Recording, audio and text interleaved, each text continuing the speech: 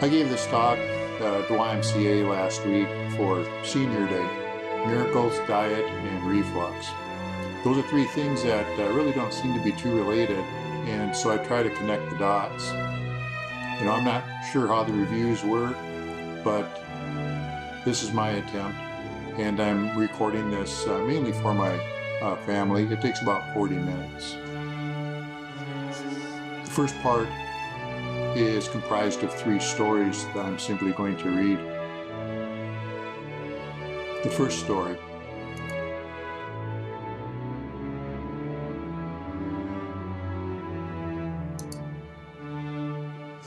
October 6th of 1959 was 11 months to the day before the election of Abraham Lincoln as the 16th President of the United States, and 10 days before John Brown's raid on Harper's Ferry in West Virginia. That was a flashpoint for the Civil War. But in northeastern Wisconsin, October 6th of 1859 was just another cool day, as most October days are, and the building sounds of war were muted and distant to the ears of 28-year-old Marie Joseph Adele Bryce as she walked along the trail between the trees. The leaves were mostly fallen and in various stages of decompose on the ground, in the fields, and on the paths and roadways. Still, there remained in the branches a scattering of those more stubborn that trickled down on currents of air and rustled across the ground like small animals scurrying. The mornings especially were cool just before dawn, the coolest time of day, and thus it was so on this day as well, as Adele walked the 4 miles from her home in Robinsonville, Wisconsin, to the grist mill halfway between her house and Bay Settlement. The trail was wide enough for 2 horses abreast, with compacted tracks from the passage of wagons, and Adele walked in the one on the left. She was always told that it was an old Indian trail, although she'd never seen an Indian on it. But it was easy for her to imagine lean figures on moccasined feet moving in single file over the soft carpet of dead grass and leaves between the trees. The shadows of the trees from the morning sun still low in the eastern sky cast the trail in a protracted twilight that would last until late morning, and Adele stepped cautiously over the uneven ground as one does who has no depth perception, like she has done for most her entire life after becoming blinded in one eye as a young girl. The morning birds singing in the bared canopy overhead. The morning birds singing in the bared canopy overhead, the crisp sound of her feet pressing into the frosty carpet of leaves, and the earthy smell of composting vegetation peculiar to fall, all lent a certain peace to the morning. Just before the mill came into sight, Adele realized she was not alone.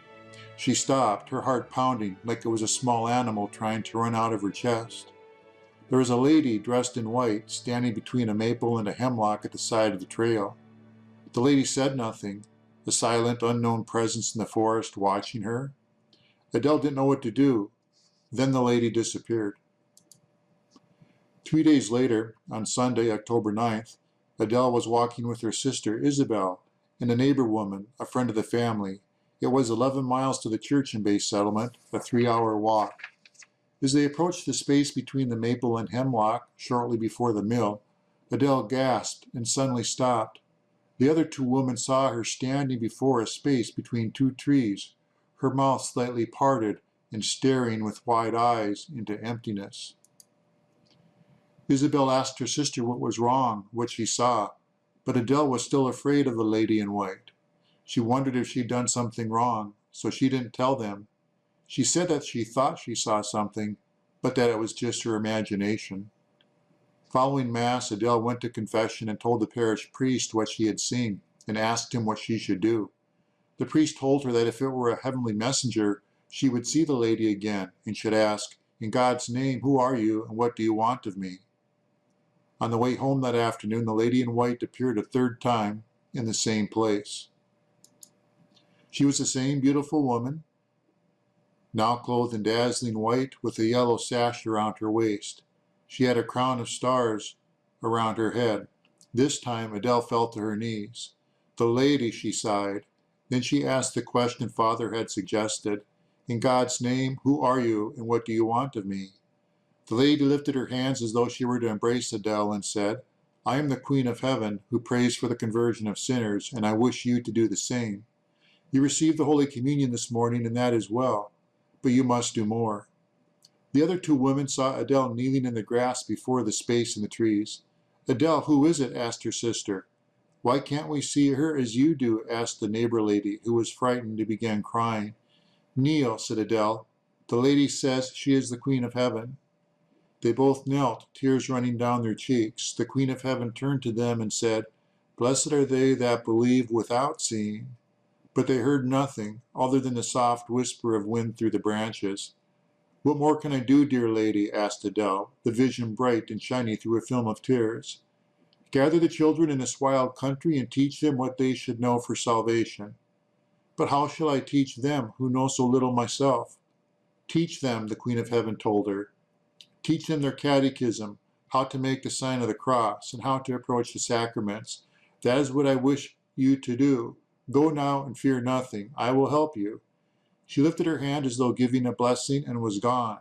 It was Sunday, October 9th, 1859. "Teach the children," the lady in white told Marie Adele Joseph Bryce. And so she did.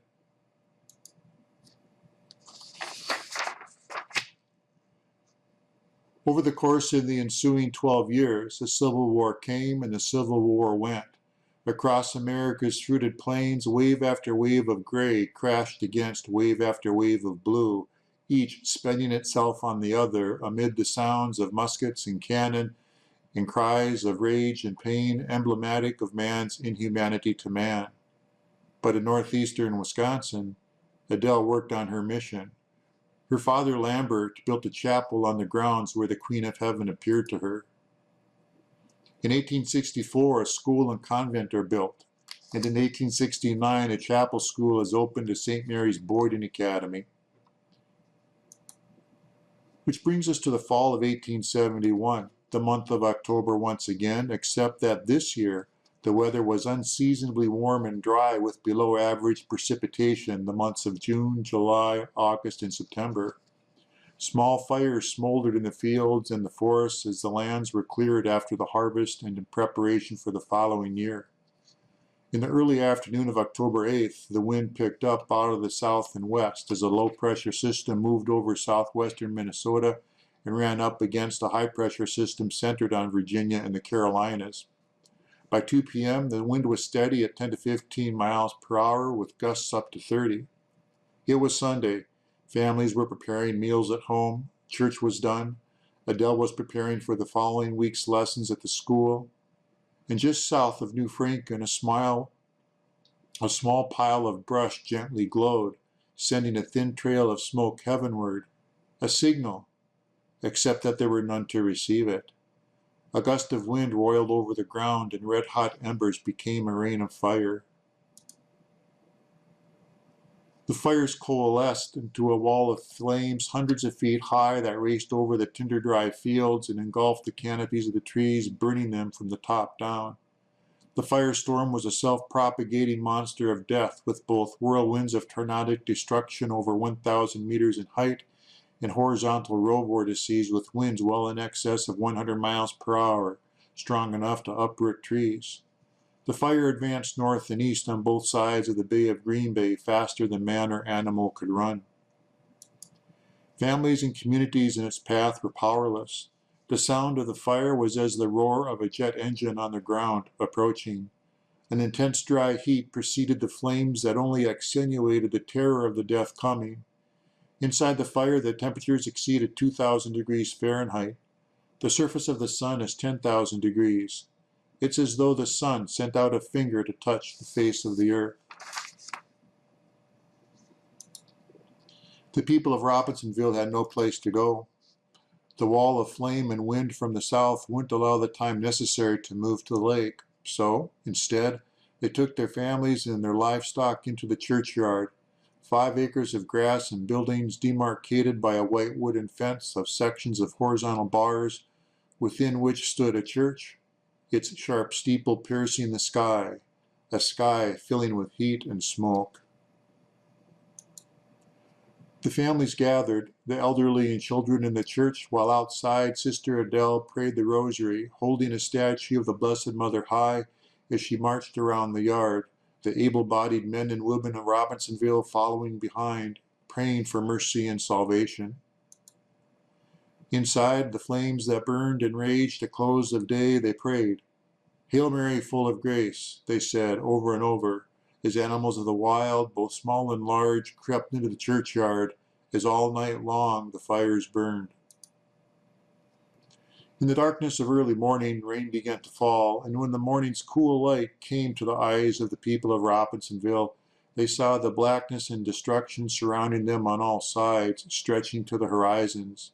The ash and cinder reached up to the charred outer surfaces of a wooden fence that on the inside was yet still white, a fence that surrounded an untouched oasis of green, within which stood a church with a sharp steeple piercing the sky, and in and about the church, all the people.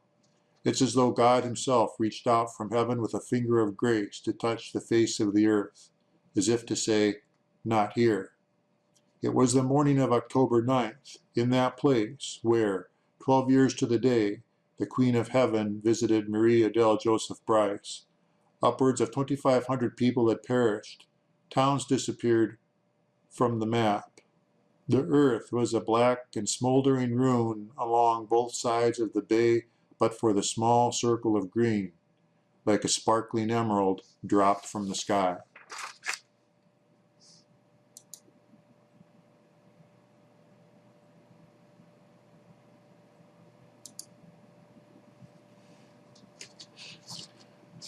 Had it been raining, nothing bad would have happened because she would have stayed inside. But the sun was out, 3/4 advanced across the early evening sky, and the gentle breeze, warm and humid from the south, was more suggestive of a full summer day rather than the actual reality of early spring. Half a world away, young men, husbands, sons, brothers, but mostly sons and brothers, were stepping off troop transport planes into the fetid, oppressive heat of Operation Rolling Thunder, and by the end of that year of 1966, the number of U.S. forces in Vietnam would have climbed to 385,000. However, in early May, it remained something mostly in the news and on the college campuses, except for the thousands of families so directly affected. It was certainly not on the young woman's mind as she left the apartment building in Moorhead, Minnesota, a squarish, dirty brown brick sixplex where she lived in a modest unit on the second floor with her husband and 2 children.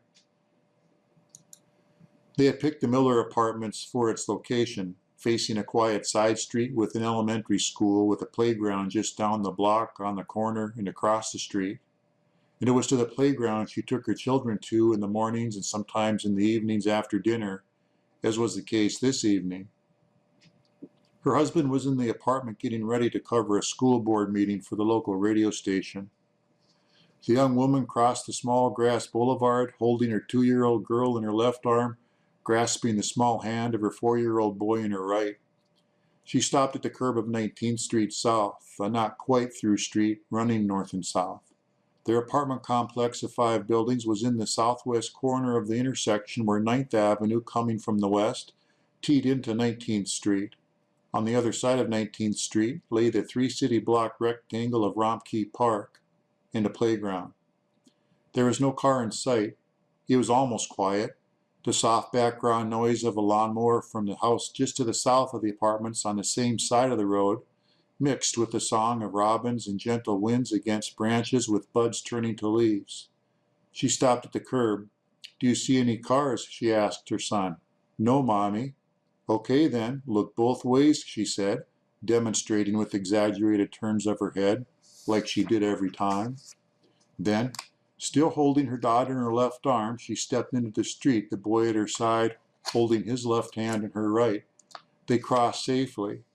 In the distance from the north, another engine, like a lawnmower, but not. From the apartment side of the street from which they had just left, a young voice rings out, "Hi!" Excited as only an almost 4-year-old could be at seeing a familiar figure, he cries out again, "Hi!" a tiny arm raised. It is the other boy's best friend from a unit on the third and highest level of the same building.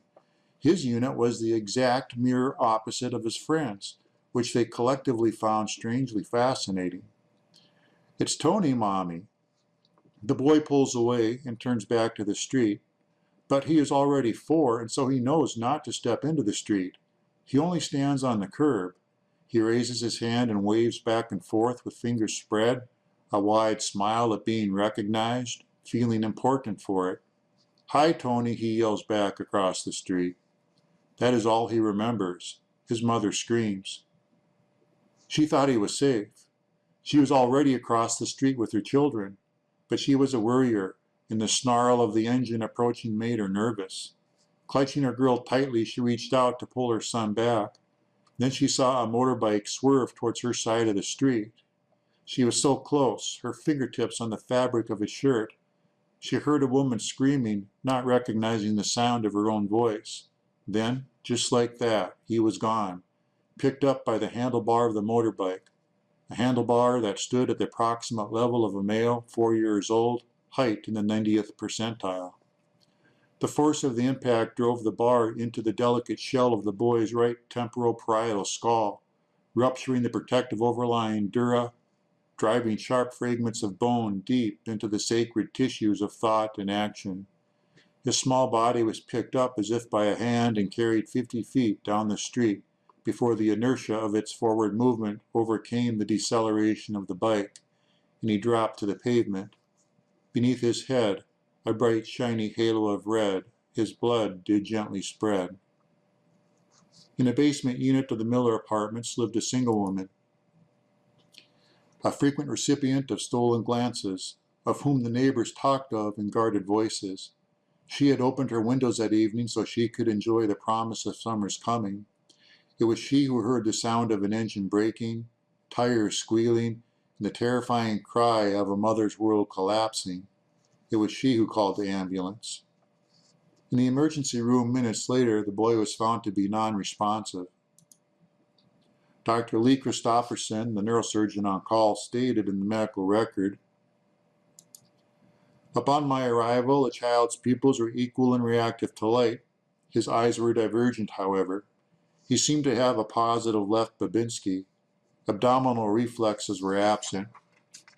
He further stated, "On reviewing the x-rays, he had an area which appeared to be approximately 6 centimeters in diameter and rather rounded, that was markedly depressed, being depressed in the brain what I estimated to be about 4 centimeters. Then minutes later, just before being taken to surgery, I carried out a brief recheck. At this time, his pupil is dilated as compared with the left." From the operative record of Dr. Christopherson. From the central area of the depressed skull was a rather active bleeder, and coming up from the depressed central area was a considerable amount of necrotic brain. Was an enormous amount of blood clot and bleeding occurring, and began to evacuate clot from his brain, and a total of clot measuring almost the size of a tennis ball was removed from his temporoparietal lobe in this area.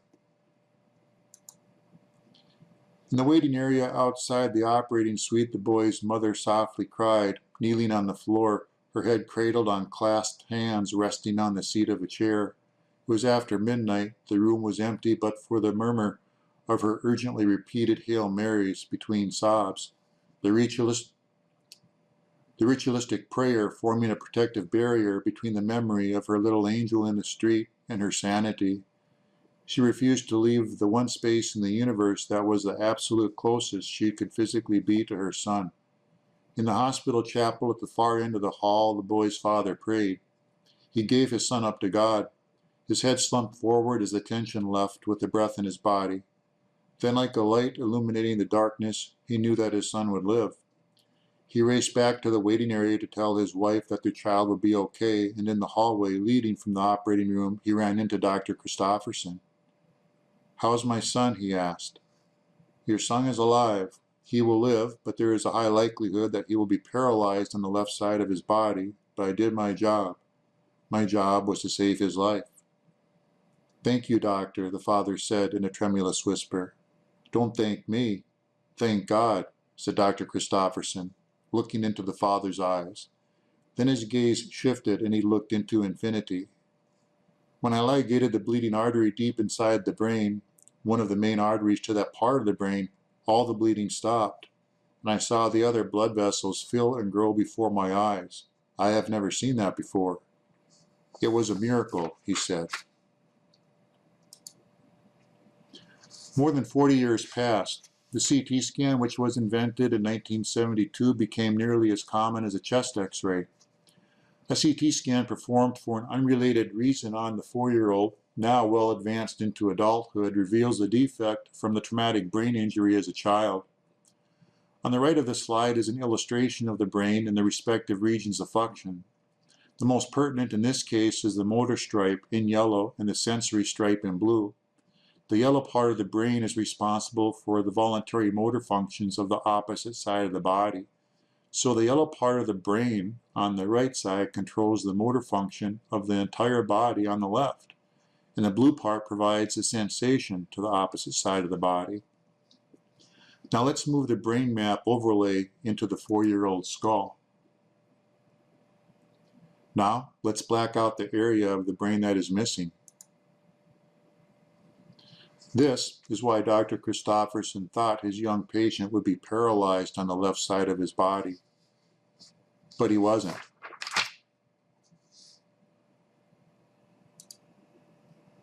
This statuette is St. Gerardus Majella, the patron saint of expectant mothers and young children. My father gave it to me when I was 4 years old, before the second operation in 1966, for my cranioplasty. It sits on the top shelf of my locker at work. The young child behind him is my mother's little brother, who died at 7 years of age during the influenza epidemic of the 40s. The photo is a picture of me in front of our home in Moorhead, Minnesota, 1 year after my accident. We moved from the apartments. I am 5 years old. We lived on the right side of the duplex. In the background is our Buick, our one family car. Now when I was 4, St. Gerard filled my palm completely, and I remember the weight of it pushing my hand down to the sheet. And I remember also the warmth that it absorbed from my father's hand before he gave it to me. I remember the nurse wheeling me away through the double doors through which I could see my parents waving in small glass squares of the windows receiving. When I was 4, St. Gerard filled my palm completely, and I remember the weight of it pushing my hand down to the sheet. I also remember the warmth that it had absorbed from my father's hand before he gave it to me. And I remember the nurse wheeling me away through the double doors and down the hall, and I could see my parents through the small square glass windows in the doors waving, in the windows receding.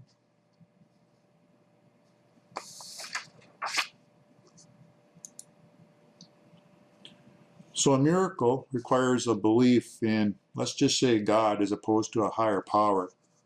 I've told you 3 true stories of potential miracles, and now it becomes a question of belief.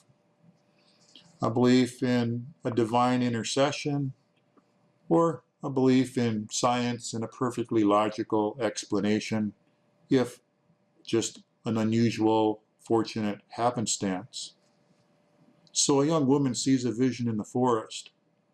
Either the vision is truly the Queen of Heaven, and it is a miracle, or it's the result of a pious young woman with an overactive imagination and a patch of mist. However, she did change her life's course and impacted thousands of souls over the course of generations as she carried forth in her mission. Then, the most destructive, devastating fire in North American history ravages northeastern Wisconsin, killing upwards of 2,500 people, except for the people of Robinsonville, in a 5-acre parcel of land where the Queen of Heaven, or an imagined apparition, once appeared to a young woman. Either the sparing of life in Robinsonville was divine intercession, as though God touched the face of the earth with a finger of grace, as if to say, not here. Or it was a curious and fortunate accident of nature, perhaps the exact eye of the storm, with a 5-acre area of calm at the center, an area of calm exactly the diameter of an irregular 5-acre parcel, positioned just so that the inside of the white fence around that parcel was barely touched. Then, a 4-year-old boy suffers a traumatic brain injury, losing the part of the brain in the right hemisphere that controls the sensory and motor function of the left side of the body, yet wakes up hours later and asks for a drink of water, and the next morning, when his father asks him to tie his shoe, he does so as if nothing had happened. Either the vascular ingrowth and functional preservation is a divine intercession, it was a miracle, as said Dr. Christofferson, or it was simply good collateral circulation and the regenerative capacity of youth. These 3 occurrences are dramatic accounts of the kind that might even give a doubting Thomas pause. But what about all the smaller ones that fill our lives on almost a daily basis? What about the time you stepped on the gas to make a left turn onto 42 or some other busy street, and then looked one more time to your right and saw an approaching vehicle and stopped? Or the time you or a loved one received a diagnosis of cancer and survived? Or the time you were driving down the street and a voice tells you to slow down or stop, and a small child runs out from behind a parked car? Everyone has similar experiences to these. Everyone. On the 14th of April 2015, another fire burned, a much smaller one, south of Bismarck, North Dakota, on the edge of the campus of the University of Mary. The campus was evacuated. The fire stopped at the cemetery.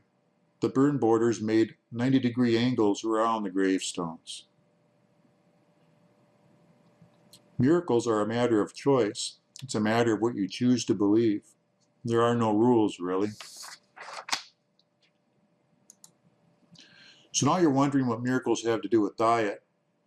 When I wrote my diet self-help book in 2010, I approached the problem of obesity with 3 primary points of emphasis, and I referred to these as the 3 pillars: emotional health, diet, and Insidius Altius Fortius, or exercise. Insidius Altius Fortius is Latin for faster, higher, stronger, and this was inscribed above the stone arch entry into the Colosseum in ancient Greece. The first 2 pillars were each about 150 pages and the third about 40 pages, which illustrates the relative importance I assigned to each of the pillars, as well as the order in which I presented them. However, unfortunately, I think I fell short. Too many of my readers could not make it through half of the emotional health pillar, much less the pillar of diet. You see, my argument, my supposition, was that in order for one to lose weight, there needed to be an internalized change, like flipping a switch deep inside. And I used physical laws and the theory of quantum mechanics and deductive reasoning to prove that each one of us has the power of free will to choose our own reality. And it was an argument based solely on science. So at this point, I needed to find the following. An agnostic is somebody who doesn't really know if God exists and probably doesn't really care.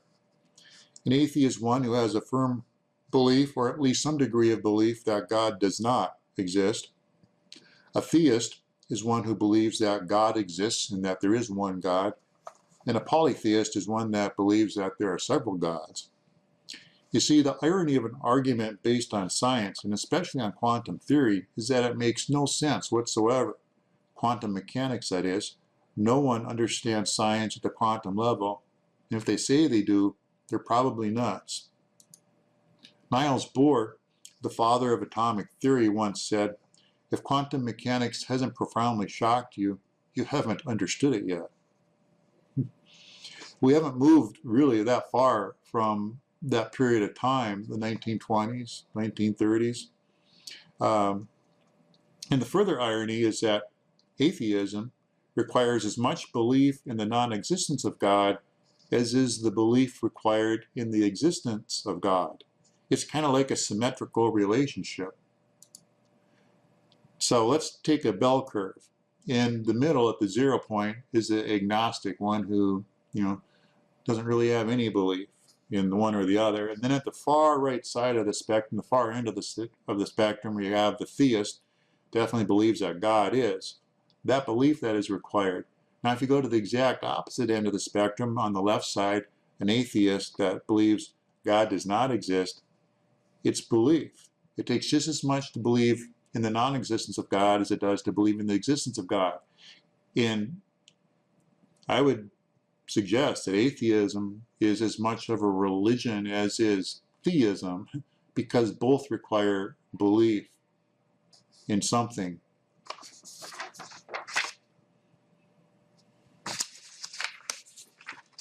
So, after all that, after all this thought about God and miracles and belief, I figured that I would change the underpinnings of the first pillar of emotional health from a belief in science to a belief in miracles. I mean, all things being considered, which would be easier, a belief in God and miracles or a belief in science and quantum theory? Which of the two would be the most accessible to the most people? Which of the two would have the most impact? Which of the two already is the most prevalent? Although we can choose to believe in miracles, the ultimate reality of diet is this: there is no escaping the first law of thermodynamics. That's the formula you see before you. The law of conservation. It's the one that states that energy cannot be created or destroyed. The energy of the universe is constant. For every loss of energy in one place, there is an equal gain of energy somewhere else.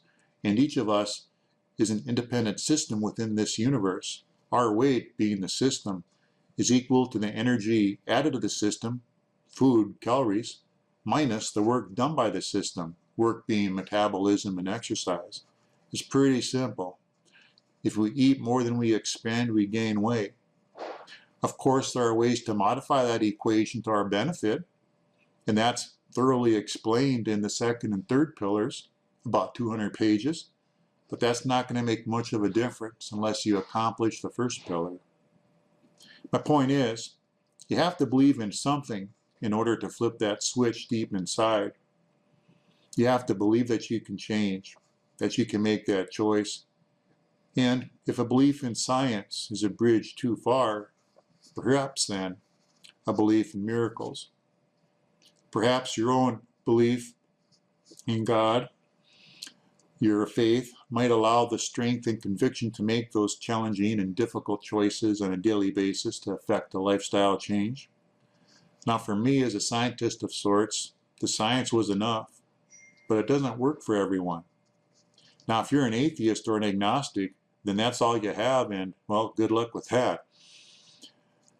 However, as a theist, as a believer, there is another option to find that strength within.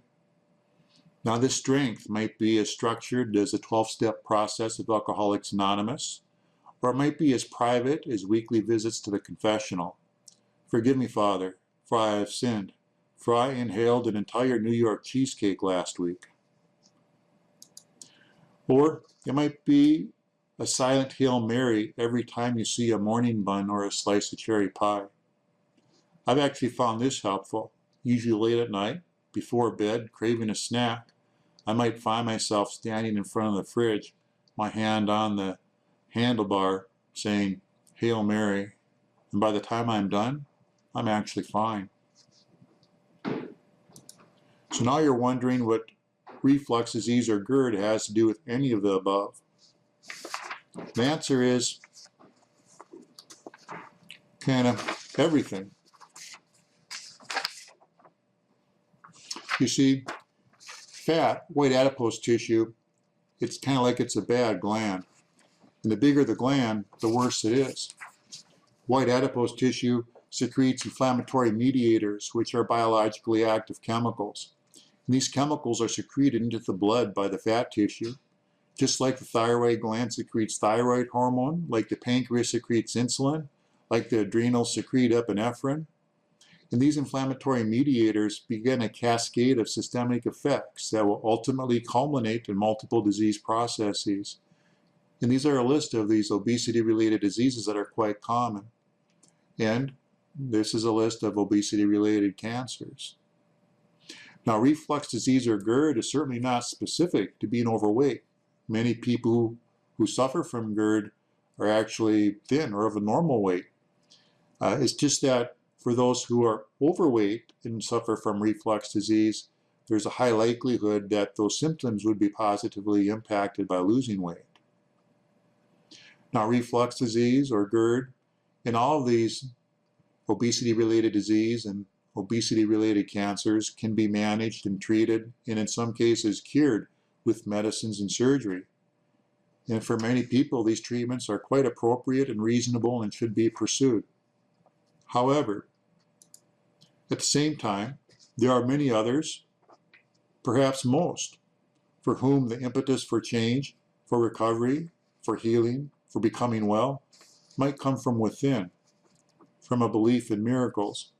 Because, folks, in order to effect a lifelong change, I believe that you have to believe in something.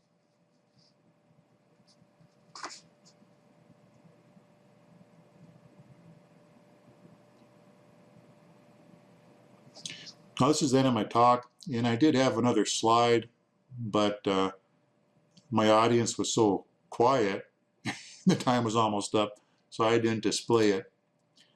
But it was a slide about baseline belief, because in order for this strategy to work, for you to draw on an inner source of strength, there actually has to be something there. There has to be, again, what I think of as a baseline belief. And so this does require some attention and daily work. I might just be going to church every Sunday, praying before bedtime, before meals.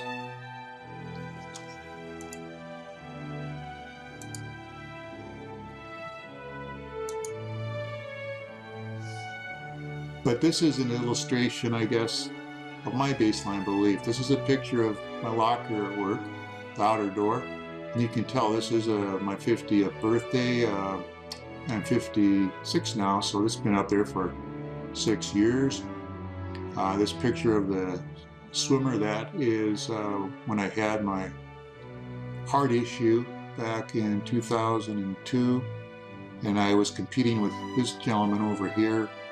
I said, I'll race you after Easter in the pool, 50 yards, and well, he beat me like a drum. But the point is, this is the face of my locker, and this picture of the muscular Einstein was from that time period too. It's been there a long time.